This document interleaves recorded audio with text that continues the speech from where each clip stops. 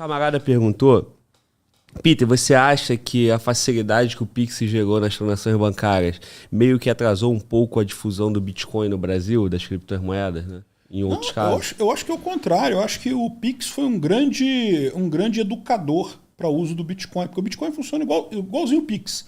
Você bota um QR Code, você vai com o seu celular ali, lê o QR Code e manda dinheiro para a pessoa. É a mesma coisa. Então, eu acho que o Pix ele mostrou muito claramente por que o Bitcoin é a única criptomoeda que serve. Né? Eu sou o que eles chamam de maximalista Bitcoin. Outras criptomoedas eu não acredito em nenhuma outra, só no Bitcoin.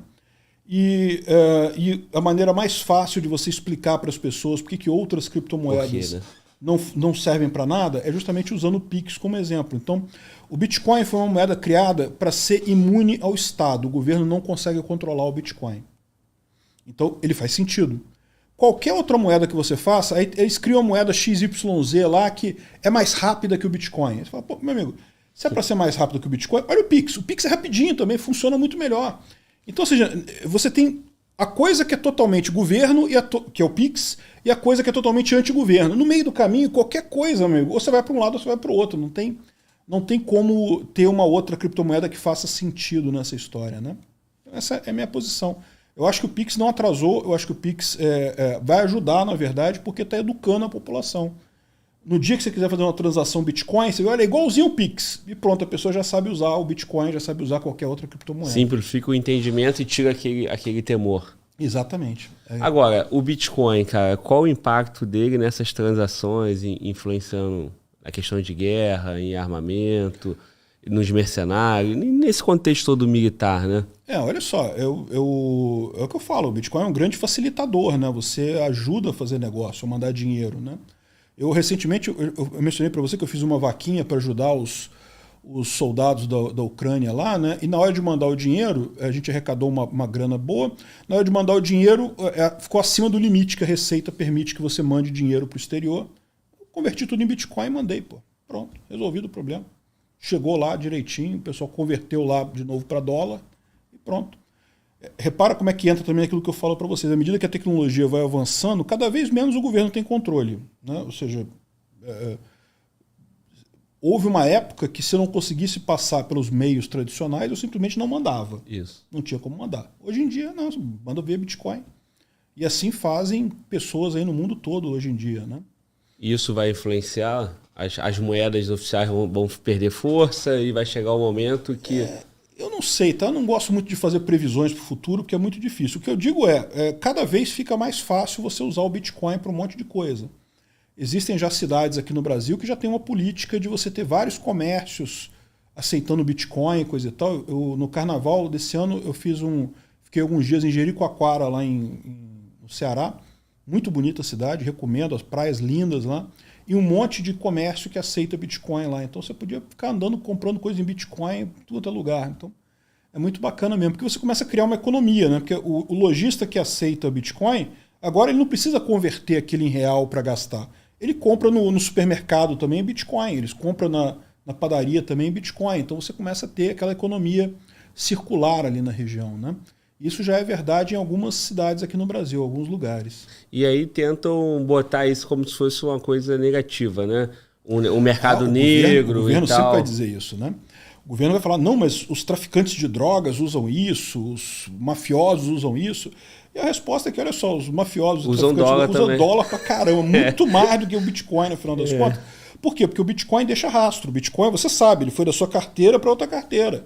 Então, na verdade, os traficantes preferem muito mais usar o dólar, porque o dólar é o papel, você entregou o papel, não tem como rastrear de onde é que veio, do que o Bitcoin. O Bitcoin é ruim para isso, para quem está fazendo coisa errada, né?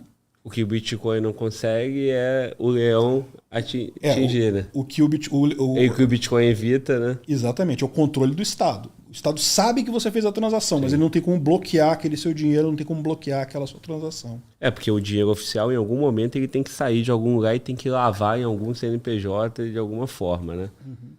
E aí os caras usam isso... aí eu não sei como também para dificultar, também para dificultar a tributação, né?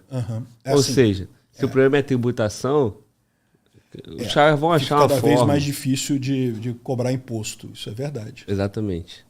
né? Porque simplificou e não precisa mais dar aquela volta toda e é simplesmente usar o Bitcoin. É isso aí. Fala, mano, volta. Essa foi a pergunta aí que o Gustavo Souza fez. Ele queria saber como é que foi a vaquinha. Queria que você comentasse sobre a vaquinha que você fez. Sim, então, a gente terminou, a gente fez ao longo do mês de junho, arrecadamos $32.500. Eu já mandei quase tudo lá para o Alex Silva, né? O Alex Silva é um combatente, não sei se vocês conhecem, ele conhece o João Berkeley também. É um combatente, está lá na Ucrânia ainda, e ele está fazendo a parte de lá, de receber o dinheiro e comprar as coisas lá para os soldados, né? E ainda falta alguma coisa, mas é pouca coisa que falta agora para mandar para ele. E foi um sucesso, excelente. 3 carros a gente comprou e mais um monte de cama portátil, farda, visão noturna, drone, um monte de coisa a gente comprou lá para o pessoal, para ajudar preferencialmente os brasileiros lá, né? Mas no final acabou sendo para quem estava precisando lá tudo. Isso que eu ia falar, e depois vai ficar lá. Vai ficar lá. Já volta e fica lá para quem quiser usar lá. Mas os carros que a gente comprou são carros antigos. Por quê? Porque é carro para ir na trincheira, para ir lá na linha de frente, né? E aí, ou seja, para atingir uma bomba lá e quebrar o carro, pouco custa. Você não vai comprar um carro 0 km novinho para botar na linha de frente. Ninguém faz isso. Então, essa é a ideia. É para durar enquanto tiver lá a contraofensiva, o pessoal para bater mesmo. Entendi. Vai, mano, volta. O jovem cristão, ele quer saber se você acha que a Ucrânia demorou em seu preparo, já que iria estourar uma guerra depois da tomada da Crimeia. Eu acho que sim. Eu acho que a Ucrânia ela certamente estava despreparada em 2014. Em 2022 também certamente houve atrasos. Daí muita gente, inclusive, critica. Muita gente lá na Ucrânia critica o Zelensky por isso. Porque ele acreditava que não teria essa possibilidade, que o Putin não seria tão maluco para fazer isso. E talvez isso daí tenha dificultado, né? Demorou a reagir lá à invasão russa, né? Então, sim, eu acho que houve algum atraso. Houve também traição. A gente sabe que, por exemplo, os russos que avançaram a partir da Crimeia, o planejamento ucraniano incluía explodir as pontes na Crimeia, entre a Crimeia e o continente, de forma que eles não teriam avançado tanto ali, mas alguém traiu, né? Acabou não explodindo as pontes. E isso já se tem documentado, já foi identificado o pessoal e coisa e tal. Enfim, teve isso, né? Mas isso aí faz parte da guerra, né? Guerra tem isso mesmo, tem traição, tem ineficiência.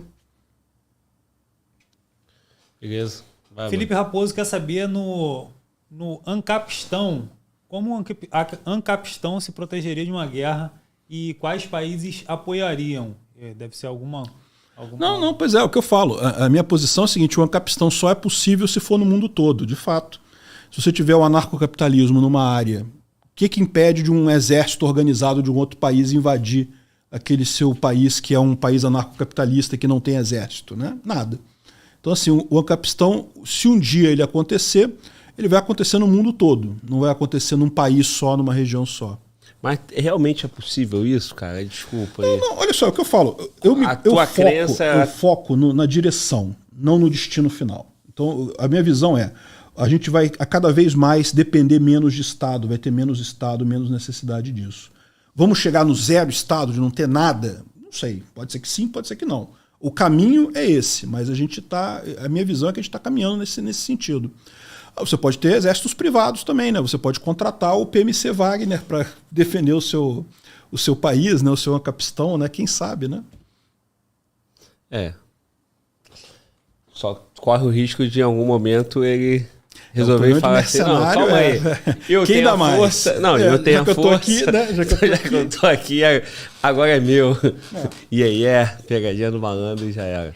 Fala. O Sandro Silva... Ele tá falando aqui, ó. Trabalhei com membros do regimento Azov na Ucrânia. Ucrânia. O Sandro Silva aí, não é esse que falou? Não, é Alex Silva. Alex Silva. Perdão. Eles são forças especiais e não torcedores de futebol. O terror de Putin. Não. Abraços. Eles foram, ao né? Peter. Ah, tá.